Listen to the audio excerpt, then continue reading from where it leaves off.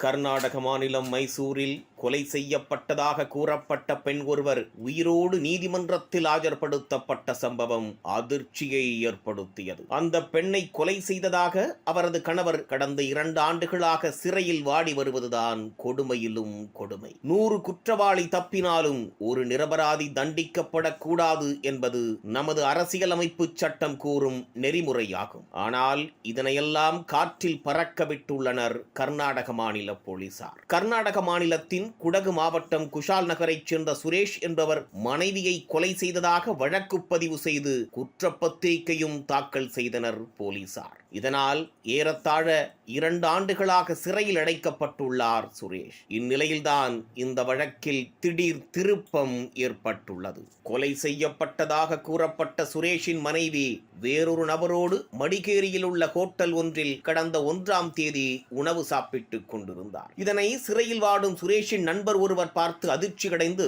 மல்லிகாவை காவல் நிலையத்திற்கு அழைத்துச் சென்றார். பின்னர் இதுகுறித்து நீதிமன்றத்திற்கும் தகவல் தெரிவிக்கப்பட்டது. இதையடுத்து மல்லிகா மைசூரு நீதிமன்றத்தில் ஆஜர்படுத்தப்பட்டார். அவரிடம் விரிவான விசாரணை நடத்தப்பட்டதில் தான் வேறு ஒரு நபரை திருமணம் செய்து கொண்டு வாழ்வதாக கூறிய மல்லிகா தனது முதல் கணவருக்கு என்ன நடந்தது என்று தனக்கு எதுவும் தெரியாது என்று கூறியுள்ளார். இது குறித்த வழக்கில் போலீசாருக்கு கண்டனம் தெரிவித்த நீதிமன்றம் 17ஆம் தேதி முழு விவரங்களையும் தாக்கல் செய்யும்படி உத்தரவிட்டுள்ளது. மனைவியை காணவில்லை என்று புகார் கூறிய மல்லிகாவின் கணவர் சுரேஷை ஓராண்டுக்கு பின்னரே கைது செய்ததாக போலீசார் கூறினர். மனைவி மல்லிகாவுக்கு வேறு ஒருவரோடு திருமண பந்தத்தை மீறிய உறவு இருந்ததாகவும் இதனை கண்டுபிடித்ததால் ஆத்திரத்தில் அவரை கொன்றதாக சுரேஷிடம் வாக்குமூலம் பெற்று அவரை கைது செய்து சிறையில் அடைத்ததாகவும் அவர்கள் தெரிவித்தனர். சுடுகாட்டில் கண்டெடுக்கப்பட்ட வேறு ஒருவரின் எலும்புக்கூடு ஒன்றை DNA பரிசோதனைக்கு அனுப்பப்பட்டாலும் அதற்கு முன்பாகவே போலீசார் குற்றப்பத்திரிகை தாக்கல் செய்துவிட்டனர்.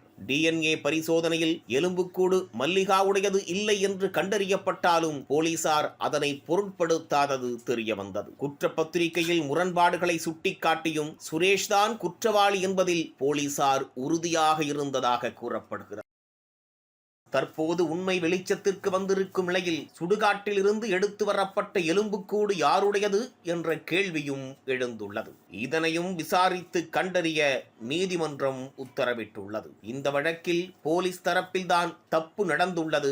எதற்காக பொய்யான குற்றப்பத்திரிகையை நீதிமன்றத்தில் அவர்கள் தாக்கல் செய்ய வேண்டும் என்ற கேள்வி எழுந்துள்ளது. நிரபராதி ஒருவர் தேவையற்ற மன உளைச்சலுக்கும் உடல்நல கோளாறுகளுக்கும் ஆளாகியுள்ளார். இதனை கர்நாடக போலீஸ் எப்படி ஈடு செய்ய போகிறார்கள் என்று சுரேஷ் வழக்கறிஞர் நீதிமன்றத்திலேயே கேள்வி எழுப்பியுள்ளார். மனித உரிமை ஆணையத்தை நாட இருப்பதாகவும் அவர் தெரிவித்துள்ளார். தங்கள் அப்பாவி மகனை தவறாக சிறையில் அடைத்ததற்கு காரணமான காவல்துறை அதிகாரிகள் மீது கடுமையான நடவடிக்கை எடுக்க வேண்டும் என்றும் தங்கள் குடும்பத்தினர் அனுபவித்த அதிர்ச்சி மற்றும் இழப்புக்கு உரிய இழப்பீடு வழங்க வேண்டும் என்றும் சுரேஷின் பெற்றோர் கோரிக்கை விடுத்துள்ளனர். கொலை செய்யப்பட்ட பெண் உயிரோடு வந்ததால் போலீஸ் கலக்கம். மனைவியை கொன்றதாக கணவன் சிறையில் அடைக்கப்பட்ட வழக்கில் திருப்பம்.